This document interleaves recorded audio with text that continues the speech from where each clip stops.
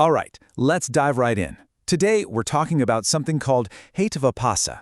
It's a fascinating part of Indian logic that deals with the subtle flaws in an argument, the little cracks in the foundation that make a whole case just fall apart, even when it looks perfectly solid on the surface. We're going to learn how to spot the reasons that seem right but are actually designed to mislead you. So, to kick things off, let's open our first case file. Take a look at this statement. Fire is cold because it is a substance. Now, your brain is probably screaming, no, that's wrong. But the real question is, can you explain why it's logically wrong? That's what we're here to do. This is the central mystery we're going to solve today. But before we can solve that mystery, we need to get our investigator's toolkit ready. You see, you can't spot a flawed argument unless you know what a perfect one looks like first. So, let's break down the anatomy of a rock-solid inference according to the Nyaya school of logic.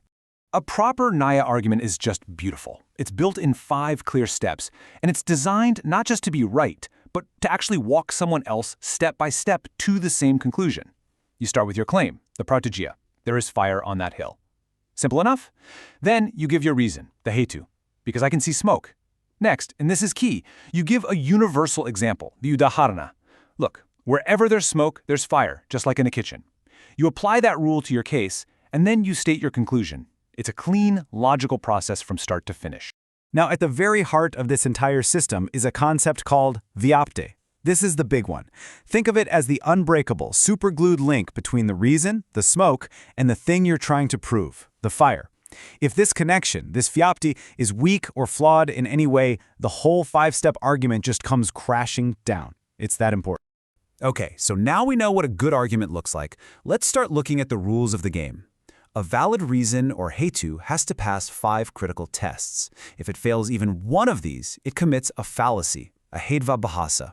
These are the 5 fatal flaws our detective is always on the lookout for. So here they are, the 5 golden rules for any good reason. First, it has to actually be present in the thing you're talking about. The smoke has to be on the hill. Second, it has to exist in other similar cases, like a kitchen that's on fire.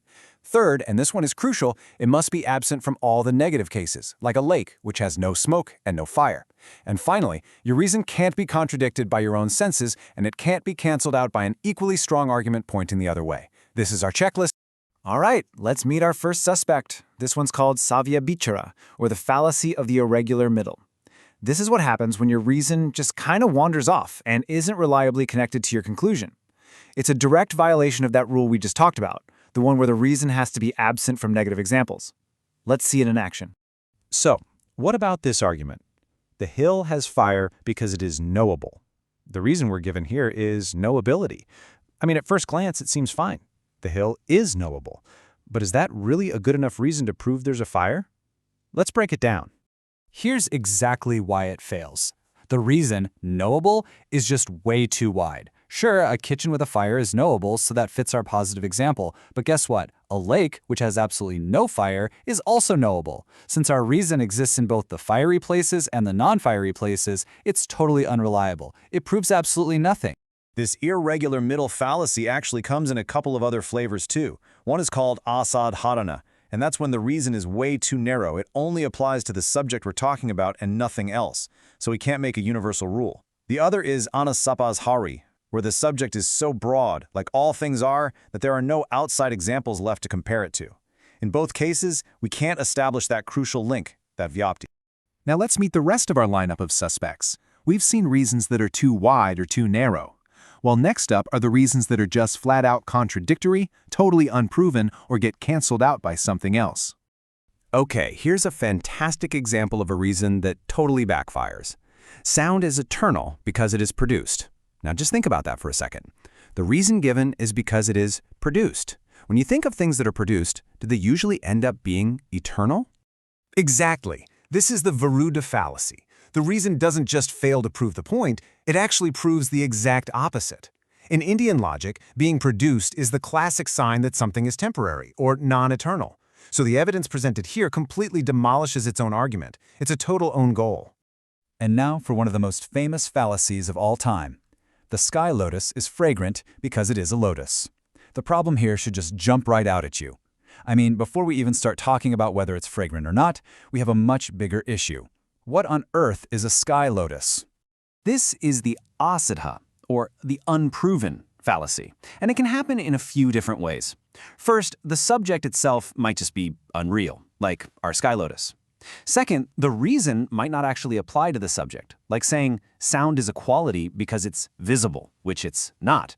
And third, that universal link between the reason and the conclusion might itself be faulty or conditional. In every one of these cases, the very foundation of the argument is just not an established fact. Next up is Sat Pratipaksha, and this one is a really interesting logical stalemate. Imagine one person argues sound is eternal because it is audible, and then someone else comes along and counters, no, sound is non-eternal because it is produced. If both of those reasons seem equally strong, you're stuck. You've got an inferential deadlock. Neither argument can move forward. And that brings us to our final suspect, Bodhita. This is where logic just crashes head-on into reality. It's what happens when your conclusion is flatly contradicted by a more powerful source of knowledge, especially your own direct perception. Let's go all the way back to our opening case. Fire is cold because it is a substance. Direct perception, touching it, tells you fire is hot. That's it. Case closed. The argument is sublated, or just plain overruled by reality itself. So we've now identified the 5 main culprits behind faulty arguments. Let's turn all this knowledge into a practical field guide, something you can use to spot these fallacies, not just for an exam, but out there in the real world. Think of this table as your cheat sheet, your red flags for each fallacy. If you see an argument about a sky lotus, your brain should immediately go, aha, asada. If you hear someone try to prove something is eternal because it's produced, that's a huge red flag for viruddha. These are your logical shortcuts for your detective work. And just for some broader context, it's really useful to compare this Nyaya system to something like Aristotelian logic.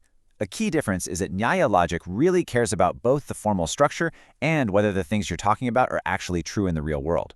Western logic often separates those two things out, focusing more on whether the structure is valid, even if the content is silly. They're both incredibly powerful systems, they just have a different point of focus. So to wrap things up, I'll just leave you with this question. Now that you have the detective toolkit, where do you see these logical flaws out in the real world? Is it that irregular middle in an advertisement, or maybe a contradicted reason in a news headline? The architecture of error is all around us, but now you have the blueprint to spot it. Thanks for tuning in.